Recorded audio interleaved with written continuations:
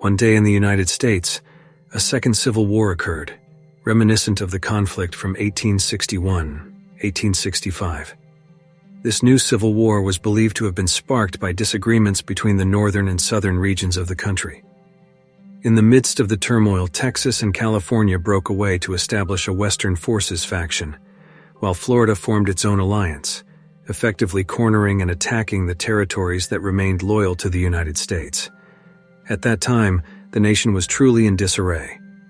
It was evident that the president, who had already served for 3 terms, delivered a speech about the WF's delayed offensive from various loyalist nations, describing it as a significant victory. Naturally, this provoked anger within the WF, prompting them to consider removing the president from power. A famous journalist named Lee Smith was seen watching the president's address from her hotel room in New York City. She snapped a quick photo. Suddenly, she noticed an airborne object that looked suspiciously like a bomb. Not far from her location, there was an abrupt explosion. Yet Lee felt relatively unaffected by it, because for nearly 4 years, witnessing events like this was as common to her as a daily meal. The following day, Lee and her colleague Joel headed to Brooklyn, where a large crowd had gathered, struggling over water provided by the U.S. government. Amid this disturbance, Lee spotted an amateur photographer who seemed to be taking close-up pictures in a hazardous spot. Unfortunately, the photographer was accidentally struck by security personnel.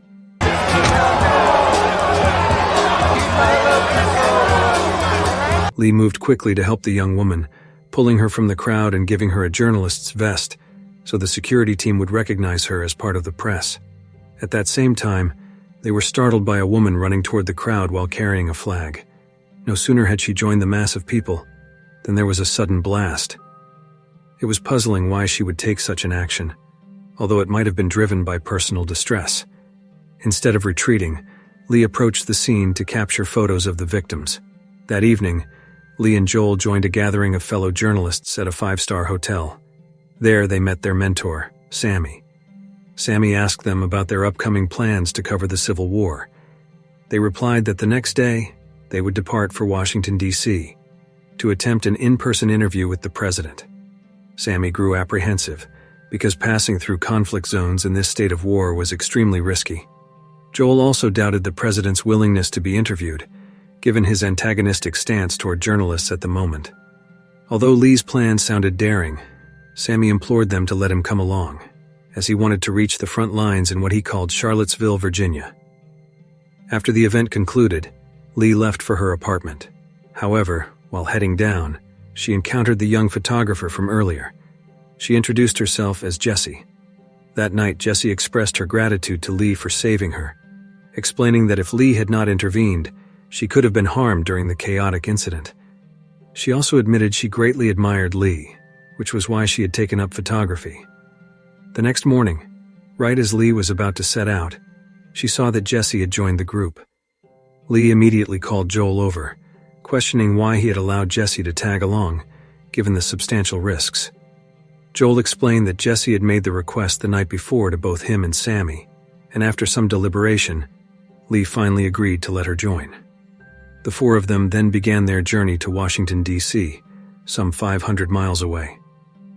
Along the route, they drove past hundreds of abandoned cars, wreckage from the ongoing war, which created a grim panorama. Before long, they arrived at a checkpoint guarded by government troops, where they had to show identification.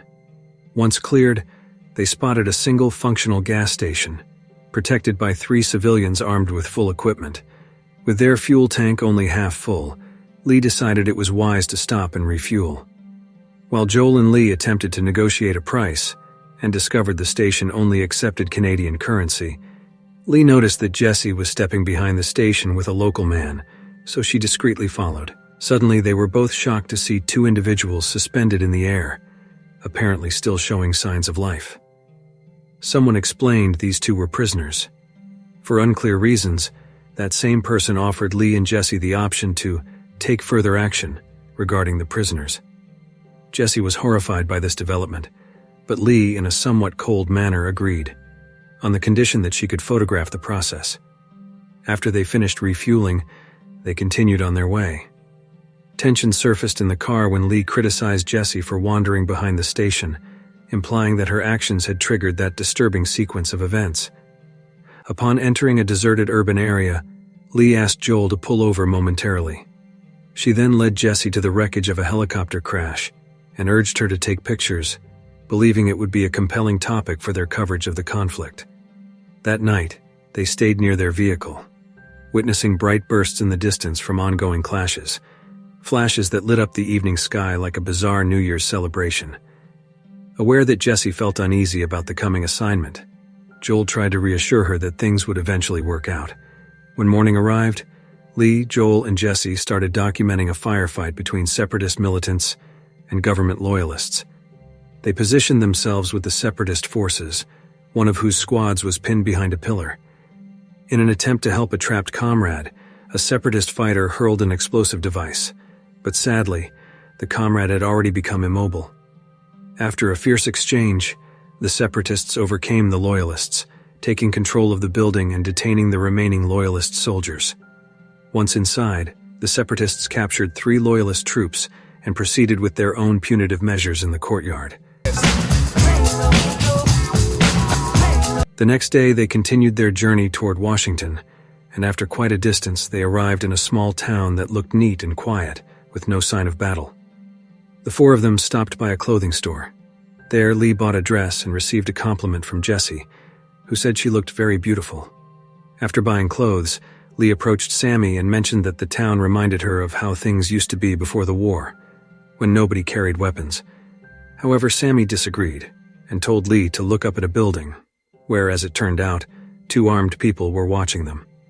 They then continued on their way, but along the road they saw the body of a soldier who had recently been struck.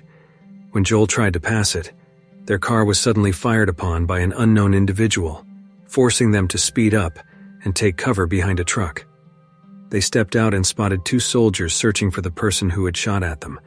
Those 2 soldiers explained that the culprit was a sniper hiding in a vacant building. When the situation calmed down enough, they continued traveling. Along the way, Lee noticed another car behind them. As it came closer, they realized it was driven by 2 fellow journalists, Tony and Bohai. At that moment, Tony switched over to ride in Lee's vehicle. Jessie, who seemed glad to see them, did the same and moved to Bohai's car. Bohai then sped away, making Lee a bit nervous. As she accelerated, she almost collided with a military vehicle, but narrowly avoided it, returning to the main route and rejoining Tony's car on the roadside near a house. Strangely, neither Bohai nor Jessie was inside their vehicle. They got out to search for them and were shocked to find that Bohai and Jessie had been taken hostage by 3 loyalist soldiers. Those 3 soldiers had also attacked passers-by and buried their remains. Realizing Jessie was about to be harmed, Lee and the others approached. Joel informed the leader that these 2 were their fellow journalists. The soldiers asked why they were there, and Joel claimed they were heading to Charlottesville to report on newly opened schools.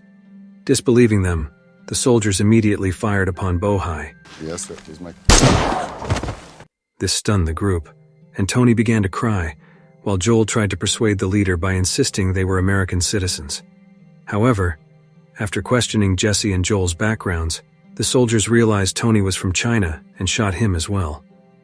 Faced with this, Lee and Joel grew fearful, and just as the soldiers were about to fire at Joel, Sammy suddenly arrived and hit 2 of them with his vehicle. In the commotion that followed, they took the chance to flee while still being fired upon by the remaining soldier. During their escape, Sammy admitted he was no longer able to drive. They discovered he had been wounded twice in the abdomen. They moved Sammy to the back seat so he could rest. By the following day, they arrived in an area they referred to as Charlottesville, specifically a camp where the Western forces were stationed.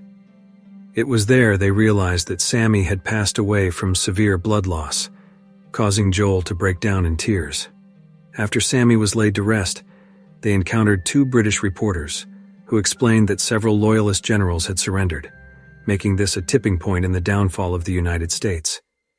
Although the WF forces seemed small, they possessed extensive equipment and weaponry, and they had even raised a flag that resembled the American flag, except it only had 2 stars. Later in the afternoon, the WF troops began hauling their military gear. all set to depart for Washington, D.C. to storm the White House and apprehend the president. At this juncture, Lee and her team joined the WF members. After a lengthy trip, they arrived at the White House area, which had turned into a battle zone. While covering the situation, Lee did not take any pictures at all. Instead, she stared blankly, as though unable to believe what was transpiring there.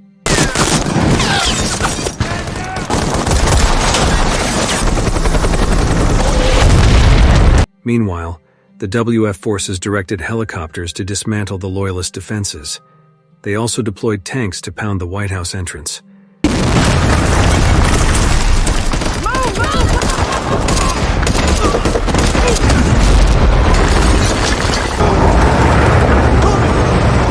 When the gate was finally breached, Joel received word from one of the WF soldiers that the plan to capture the president had been aborted, shifting instead to a plan to eliminate him. This news disappointed Joel since it meant his goal of interviewing the president had failed, and all efforts were in vain. Just then, the WF troops spotted the president attempting to escape with a convoy of 3 cars. During the attempt, the WF units immediately targeted and fired upon those vehicles. None of them got away. Each car was quickly disabled. However, upon closer inspection, Lee realized the president was still inside the White House. She and her group decided to enter the building to secure an interview, but they failed because the WF forces had also gone inside. The WF soldiers confronted the Secret Service detail, who declared the president was ready to surrender. But the lead agent demanded that the WF move him to a neutral location. Knowing it was a trap, the WF immediately opened fire on the agent, followed by an intense exchange with the president's guards.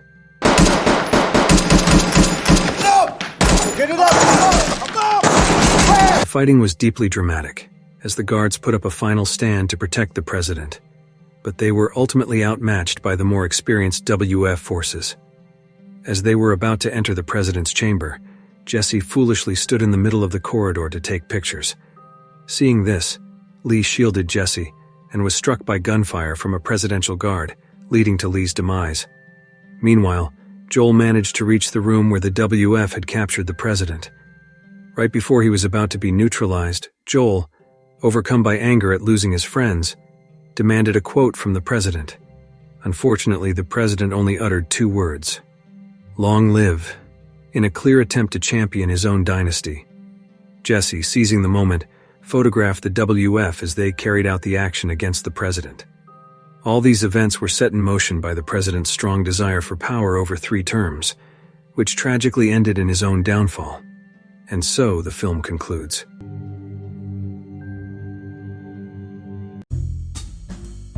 If you like this video, don't forget to subscribe. Because by subscribing you have supported me to make better videos. See you in the next video.